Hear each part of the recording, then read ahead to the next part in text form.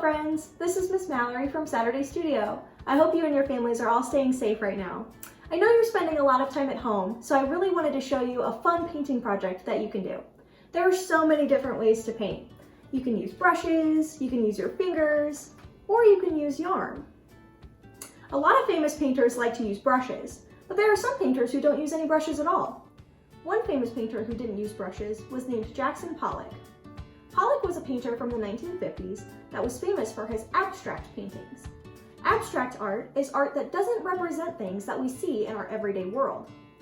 Abstract art still has lines and shapes and color, but it doesn't look like an object or a living thing. Abstract artists usually focus on an idea or a feeling when they make their art. Jackson Pollock would make his abstract art by letting paint drip onto his paper or onto his canvas. He liked letting the paint drip, and he knew he couldn't do that with a brush, so he didn't use one. In our painting today, we will be using yarn to make our marks on the paper. The supplies I have today are 7 colors of washable paint, some yarn, some clothespins, some cups, and some thin strips of cardboard. If you don't have the cardboard, you can use a popsicle stick or a dowel rod instead.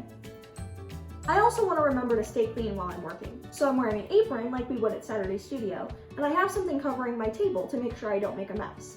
The good news is I'm using washable paint, so if I accidentally get some on my fingers or on my clothes or on my table, it'll wash off.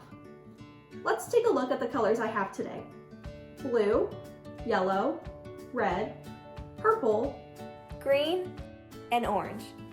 If you remember from Saturday Studio, blue, yellow, and red are primary colors, and purple, orange, and green are secondary colors. When we mix our primary colors, we get our secondary colors.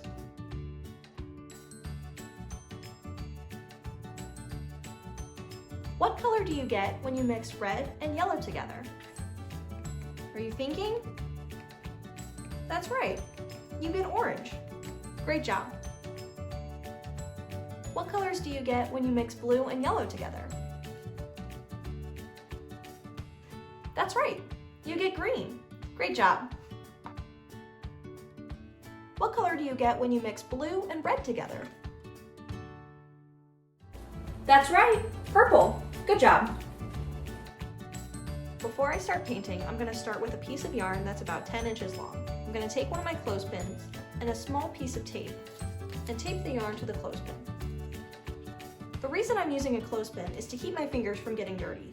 I want to take the tape and wrap it around the yarn. And once you do that, you can take your cup, let the yarn fall into it, and clip it to the side.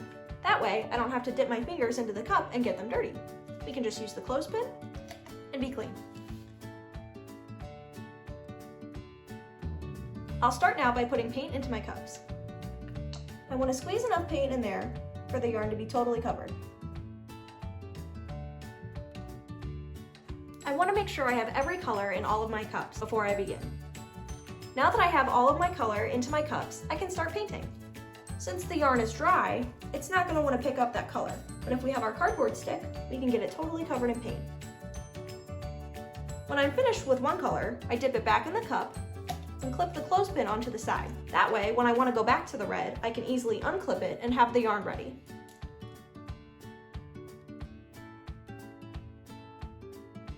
Remember, I'm making abstract art, so it doesn't really have to look like anything.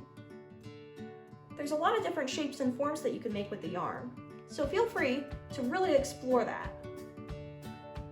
One thing that we can remember about Jackson Pollock is that he wasn't afraid to get his canvas messy, so neither am I. The good thing about this paint is that it's washable, so if we do make a mess, we can clean it up very easily.